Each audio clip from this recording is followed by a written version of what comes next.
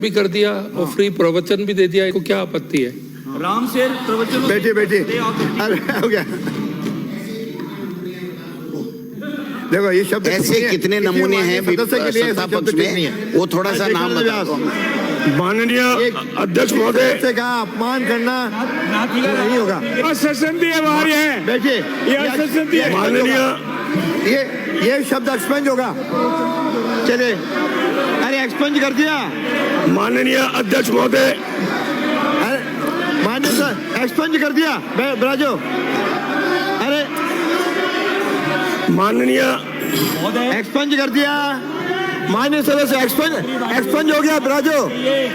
इनके कोचिंग की आगे से ऐसा शब्द कोई भी अपने शब्दों में न कहे। माननीय अध्यक्ष महोदय, माननीय अध्यक्ष महोदय, आपने मुझे कार्रवाई से निकाल दिया। राज्यपाल अभिभाषण पर बोलने का समय दिया है, कार्रवाई से मैं आपका आभार व्यक्त करता हूँ। निकाल दिया।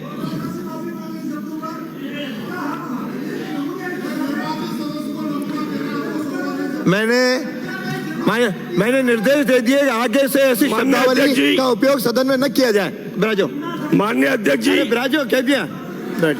जब भी कोई बोलता है तो हमारे विपक्ष के सदस्य, अरे विपक्ष के शब्द उपयोग नहीं है।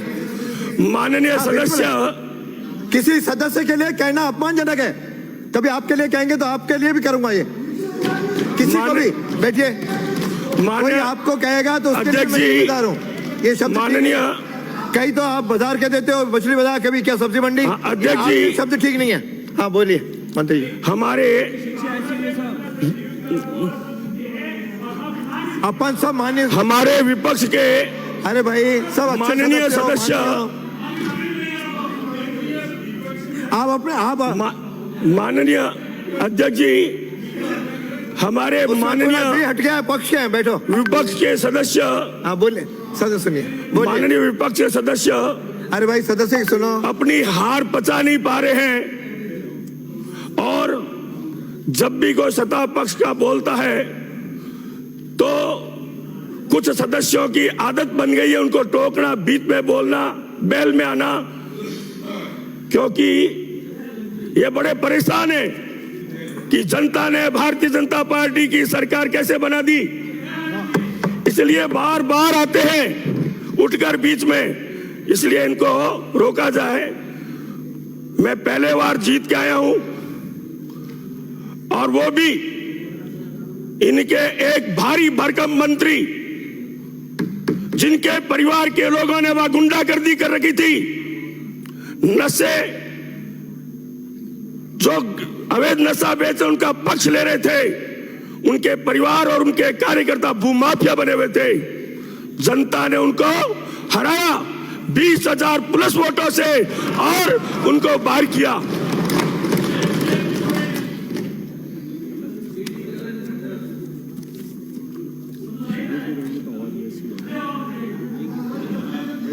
बोलिए। माननीय अध्यक्ष जी, इस 16वीं विधानसभा के चुनाव में 75.45% लोगों ने रिकॉर्ड मतदान किया है। इस कीर्तिमान और परिपक्व लोकतंत्र की अब निशानी है तथा संसदीय लोकतंत्र को मजबूत करने का एक अनुपम कार्य है। माननीय अशोक जी गहलोत के नेतृत्व में कांग्रेस ने लोकतंत्र की हत्या करने का पूरा प्रयास किया और जनता को लोभ दिया, जनता के पैसे को लुटाया और यहां तक कि निःशुल्क मोबाइल देना। मेरे क्षेत्र में एक महिला के पास एक कांग्रेस कार्यकर्ता गया, उसको कहा कि कांग्रेस ने आपको मोबाइल दिया इसलिए वोट तो दे दो। तो महिला ने कहा ये मोबाइल ले जाओ, वोट नहीं देंगे, इसलिए जनता इनके लोभ में नहीं आई। गुंडागर्दी का एक विशेष उदाहरण, चुनाव के समय में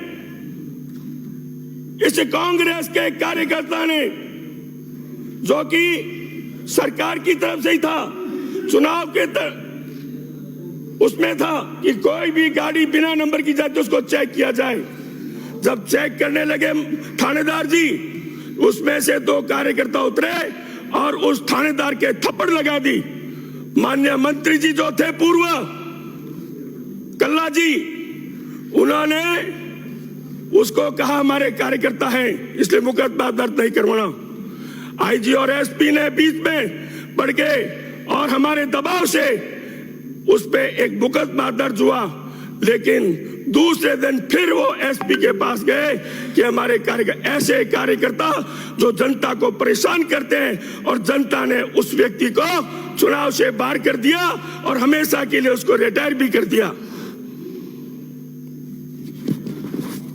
हमारी सरकार ने नीतिगत निर्णय लिए हैं और पिछली सरकार द्वारा संचालित जन कल्याण को बंद नहीं किया जाएगा ये कहा है, लेकिन उसकी समीक्षा की जाएगी कि उन्होंने उसमें कितना घोटाला किया है, उस योजना के पीछे उन्होंने क्या क्या किया है, उसकी समीक्षा करने का जरूर कहा है। लेकिन ये बार बार उछल रहे हैं कि हमारी योजनाएं बंद कर रहे हैं। कभी सरकार ने नहीं कहा आपकी योजनाएं बंद कर रहे हैं, इसलिए वो सोच समझ के ही बोले। विगत कांग्रेस सरकार ने 5 साल में राजस्थान को सबसे ज्यादा कर्जदार श्रेणी में ला दिया है। भारत के नियंत्रक तथा महालेखा परीक्षक प्रतिवेदन वित्त लेखे वर्ष 2018-19 के अनुसार 31 मार्च 2019 को राज्य का 3,11,374 करोड़ रुपए का ऋण भार था, जो प्रति व्यक्ति 40,300 रुपए था। बजट अनुमान 2023-24 के अनुसार 31 मार्च 2024 को राज्य भर 5,79,781 करोड़ रुपए का अनुमान है, जो प्रति व्यक्ति ऋण भार बढ़कर 70,800 रुपए होने का अनुमान है।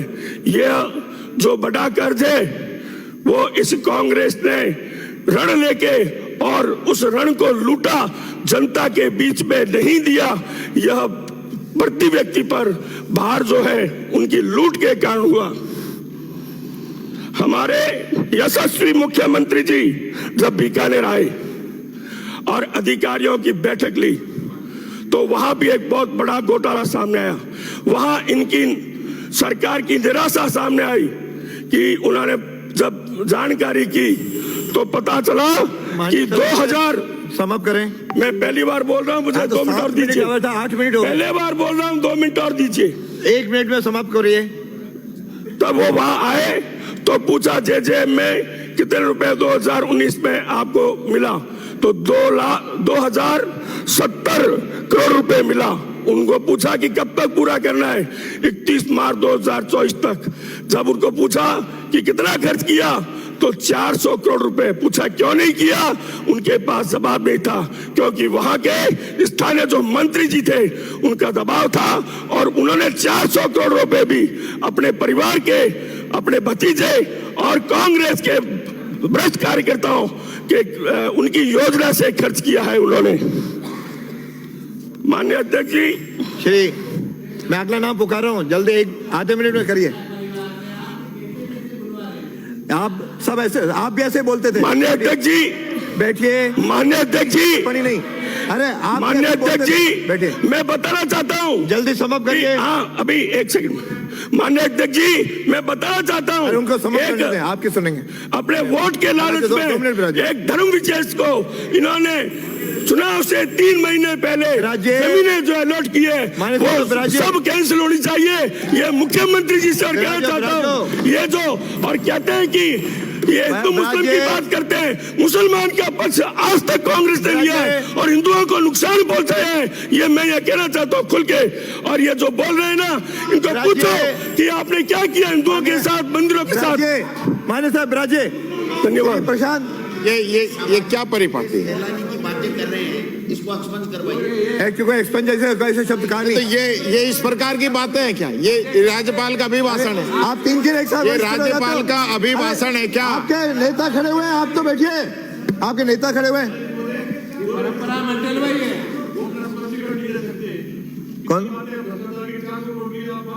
परिवार की रीति बातें सब एक्सपोज कराइए आप। भ्रष्टाचार की बातें तो आप भी सदन में नहीं कहते है, हैं, वो कोई जो व्यक्ति सदन में नहीं है भाई, नाम लिया इन्होंने, इन्होंने नाम लिया है, इन्होंने नाम लिया है। जो व्यक्ति सदन में नहीं है वो प्रशांत शर्मा नहीं दे सकते। प्रशांत शर्मा, व्यक्तिगत किसी का नाम है तो मैं इसकी समीक्षा एक्सपोज करूंगा। कराइए आप। कोई व्यक्तिगत बात होगी तो मैं इसकी समीक्षा करूंगा। माननीय अध्यक्ष महोदय, आप बैठिए।